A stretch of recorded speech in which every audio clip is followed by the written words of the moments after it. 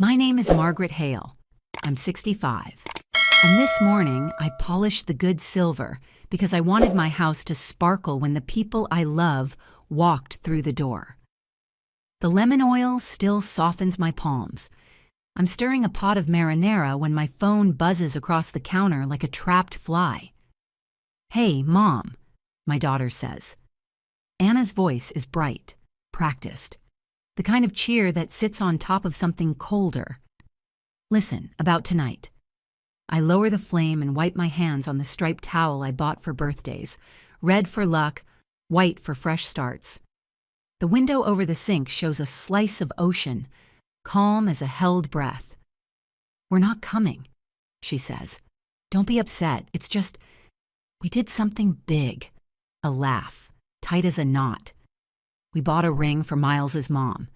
20,000. She deserves it." The spoon slips from my fingers. Sauce freckles the stove. I steady the pot before it tips, but the coffee mug beside it skates off the edge and breaks on the tile. One hard crack, like a verdict. "Anna," I say, and my name for her hovers in the steam. It's my 65th. I know. Softer now. You get it, right? She's been everything. Sometimes I wish she'd raised me. There's a clock in the hallway that ticks like a distant shoe in a hospital corridor, steady, merciless. I used to walk those halls after double shifts, promising myself that love would be enough if I just kept giving it. "Okay," I say. My voice doesn't wobble. I reach for the burner and turn it off. The house exhales. "I'll swing by later," she adds. Quick, as if a scrap of courtesy can stitch the tear. Maybe drop something off. After the line goes dead, the kitchen holds its breath with me. Tomato and basil warm the air. I kneel, gather the mug's white teeth into my palm, and press them to the trash bag's lip. When I stand, the window has darkened to a sheet of pewter. I set one plate on the table anyway tonight, light a candle, and wait to see what my silence will say that my words couldn't. That night, the house felt larger than it had ever been. Every corner echoed as though it were reminding me that no one was coming. The table in the dining room stood ready, set for 6, though the chairs remained empty. I had baked a cake in the afternoon.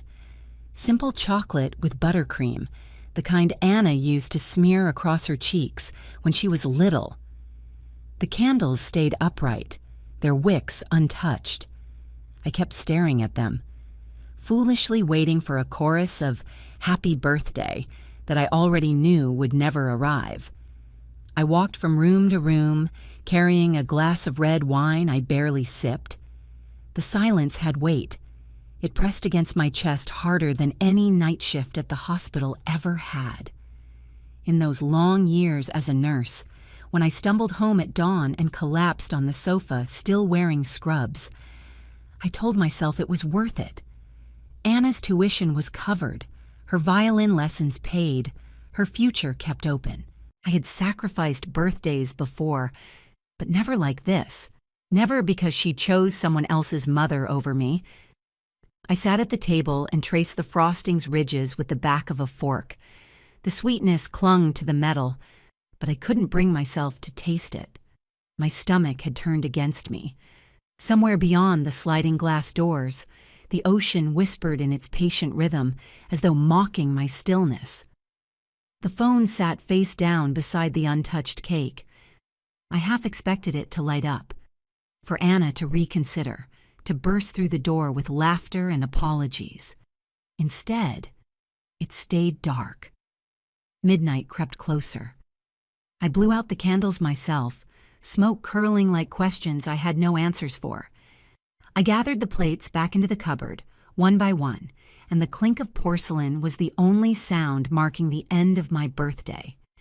When I carried the empty cake stand to the sink, I told myself this was the loneliest celebration I would ever allow. Tomorrow, something had to change, even if I didn't yet know what form it would take. The next evening, The house still smelled faintly of frosting and burnt wicks. I was rinsing the last dish from the abandoned birthday dinner when the phone rang again. My first thought was that Anna had come to her senses, that she would offer more than a cupcake apology. But the voice on the other end belonged to a man I hadn't spoken to in years. Mr. Reynolds, my sister's attorney. Mrs. Hale, he said, clearing his throat. I hope I'm not disturbing you at a late hour. His tone carried formality, but underneath was something else, almost excitement. He told me the probate for my sister Clara's estate had finally settled. Clara and I had drifted apart when she married into wealth, living a life of art galas and European summers while I worked double shifts.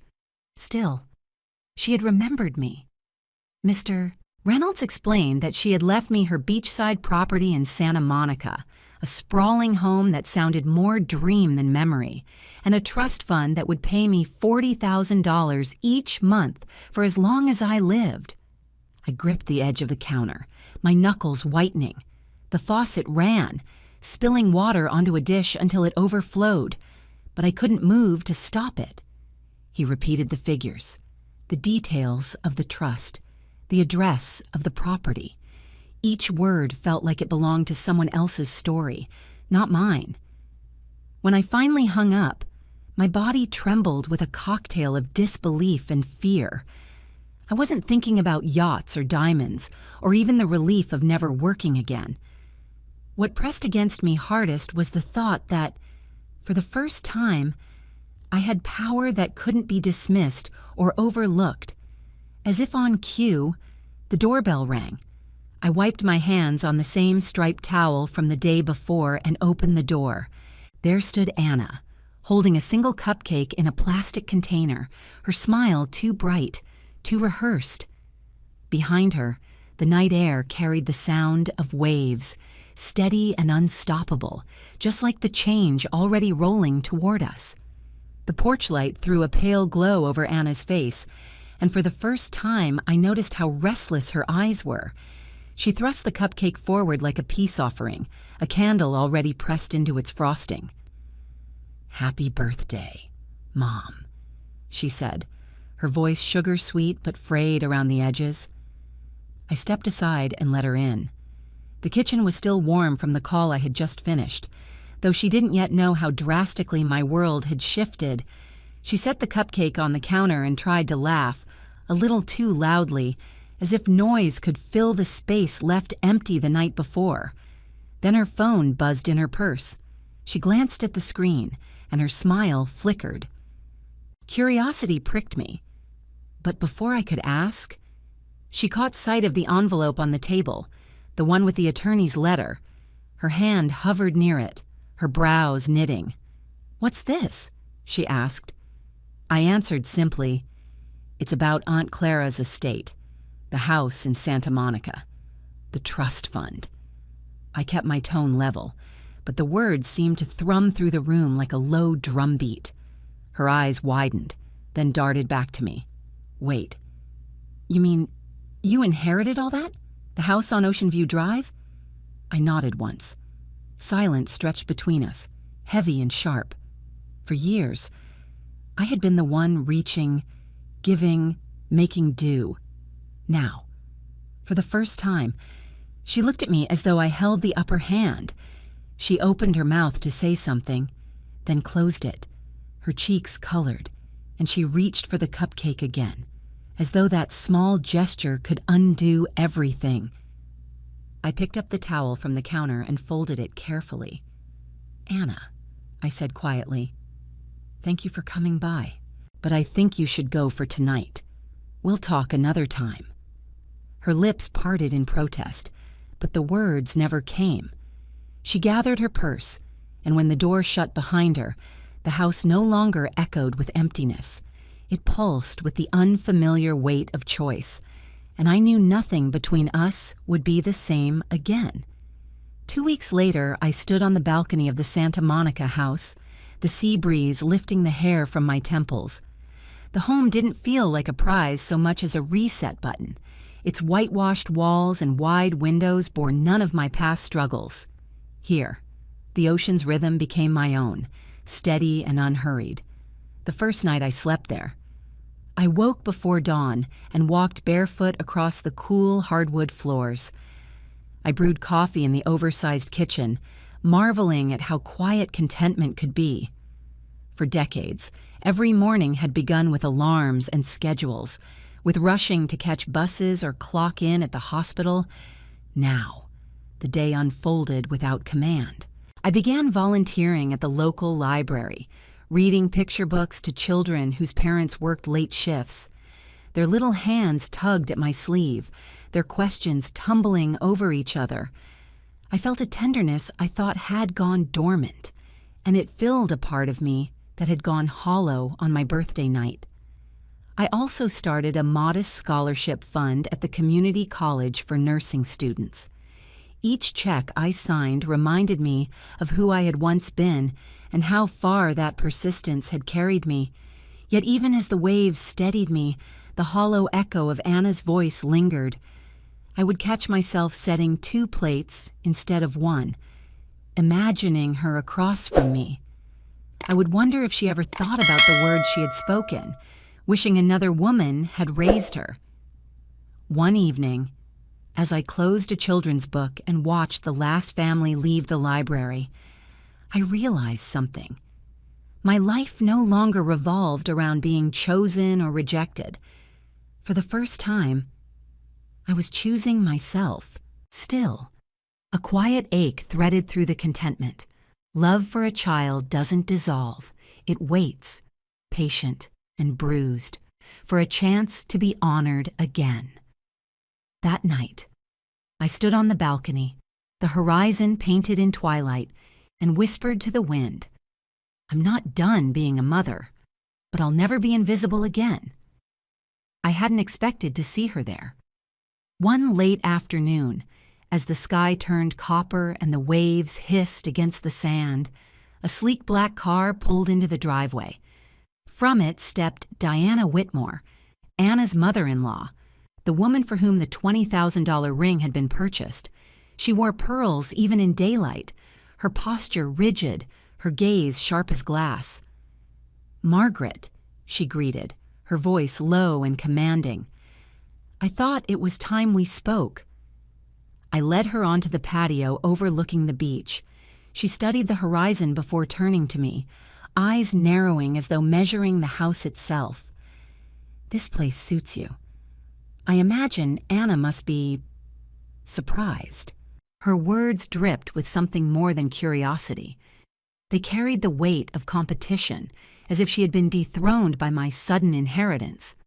I folded my hands in my lap, refusing to be baited. Diana sighed, finally letting the mask slip. "I pushed her," she admitted. "I wanted to keep her close. Money has a way of binding people. Margaret, I didn't expect she'd sacrifice you for me." Her tone softened, but the pride was still there, hiding under each syllable. I met her eyes. "Respect isn't bought, Diana. It can't be wrapped in velvet and slipped on a finger. It's earned, and it's fragile. You've taught her to confuse control with care." She bristled, the pearls at her throat catching the last light of day. For a moment, she looked less like the polished matriarch and more like a woman aware of her own cracks. She gathered her purse, rose without another word, and walked back toward her car. When the engine faded down the street, I leaned against the railing. My hands were steady, my pulse calm. For once, I hadn't swallowed the hurt or shrunk under comparison. I had spoken the truth plainly, and it stood between us like a wall Diana could no longer climb. The tide rolled in, strong and certain, and I knew the next conversation would not be with her, but with the daughter caught in both our shadows. It was nearly a week after Diana's visit when Anna finally appeared at my door again. The evening light was soft, painting the walls gold as I folded laundry in the living room. A hesitant knock broke the quiet. When I opened the door, she stood there without makeup, her shoulders slumped, her eyes red-rimmed. "Mom," she whispered, almost as if the word itself hurt. "Can I come in?" I nodded, stepping aside. She perched on the edge of the sofa like a child waiting for permission. Her hands twisted the strap of her purse until the leather groaned. "I messed up," she said. "I thought giving Diana that ring would prove I belonged, that I was good enough to stand in her world, but instead, I just erased you." Tears blurred her mascara, and she swiped at her cheeks. Embarrassed. "I don't even recognize myself. I traded my own mother for approval that doesn't mean anything." Her words landed heavy. For years, I had dreamed of hearing her admit even a fraction of this. I lowered myself into the chair across from her, folding my arms, letting silence stretch. "Finally," I said. "Anna, you wounded me, not just with that call, but with what it revealed, that you thought love had to be purchased, that I wasn't enough unless measured in carats and cash. That's not how I raised you." She met my gaze, desperate. "I know. And I don't want to keep being that person. Please, tell me there's still a way back." I leaned forward, resting my elbows on my knees. "There is, but it won't be easy. You'll have to show me. Not with gifts or quick apologies, but with choices that prove I'm your mother and not an afterthought." Her lips trembled, but she nodded. For the first time in months, I saw the girl I had raised flicker back into view. The room fell quiet except for the waves muffled beyond the windows. I knew nothing was fixed yet, but a door had cracked open. Whether she would walk through it was entirely her decision. The first test came sooner than either of us expected. A week later, Diana hosted one of her elaborate luncheons at the country club, a gathering where appearances mattered more than the food itself. Anna had always rushed to those invitations, eager to sit among polished silverware and careful smiles. But that morning, she called me instead. "Mom, how are you feeling? You sounded tired yesterday," she said. I admitted I'd caught a chill from the sea breeze. "Nothing serious, just enough to make the house feel drafty." She hesitated, then confessed. "I'm supposed to be at the club in an hour. But I don't want to go. I'd rather bring you soup, if you'll let me." Her voice cracked on the last words. I told her I'd love the company. When she arrived, her arms were full of groceries, chicken broth, carrots, celery, and fresh thyme. She chopped vegetables in my kitchen, humming under her breath, the same tune she'd practiced on the violin as a child. I sat at the table wrapped in a blanket, watching her move with an ease that felt both familiar and new. At one point, her phone buzzed. I saw Diana's name flash across the screen, followed by 3 messages. Anna silenced it without reading. She set the phone face down and stirred the pot, steam rising between us. "I know this doesn't fix everything," she said softly, "but I want you to know where I stand." The soup filled the house with warmth, but it was her choice, the refusal of Diana's world for an afternoon, that truly wrapped me. For the first time, her actions spoke louder than her apologies. Meanwhile, word reached me through a neighbor who also belonged to the club. Diana had spent the luncheon flashing her empty wrist, bitterly recounting the cost of generosity. It seemed her grip on control was loosening. As I tasted Anna's soup, rich and simple, I realized healing doesn't arrive in grand gestures. Sometimes it's served steaming in a chipped bowl, carried by the hands of the child you thought you had lost. The following weekend, Anna suggested we have dinner together. I agreed, though I insisted it be at my place. I wanted to see whether she would accept a meal on my terms, without the shine of chandeliers or menus heavy with French words. She arrived in jeans and a cardigan, her hair tied back simply. I cooked roast chicken with rosemary, mashed potatoes, and green beans, food that carried the comfort of Sunday evenings long ago. The table was set for 2, Candles flickering low, the ocean's hum beyond the glass doors. Halfway through the meal, she cleared her throat. "Diana invited us on a yacht trip next month," she said carefully. "She said it would be a gesture to smooth things over." I laid down my fork. "And what do you want?"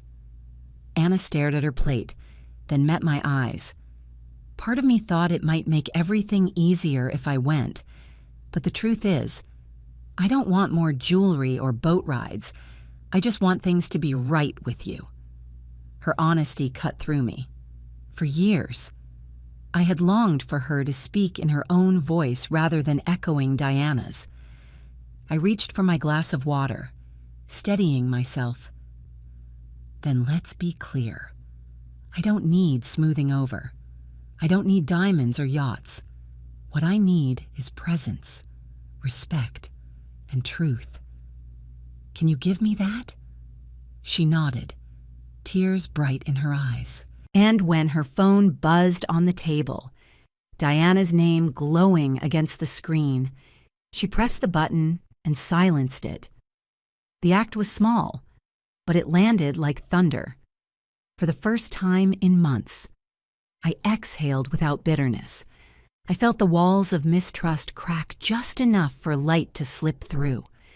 When we cleared the plates together, Anna lingered by the sink, her sleeve brushing mine. "I want to start over," she whispered. I didn't answer right away. Instead, I let the dishes clink gently in the basin and thought, maybe this is what a beginning feels like. The days stretched longer as summer deepened, and I found myself waiting for the quiet hour when the sun dipped low and painted the horizon in molten colors. One evening, Anna joined me on the balcony.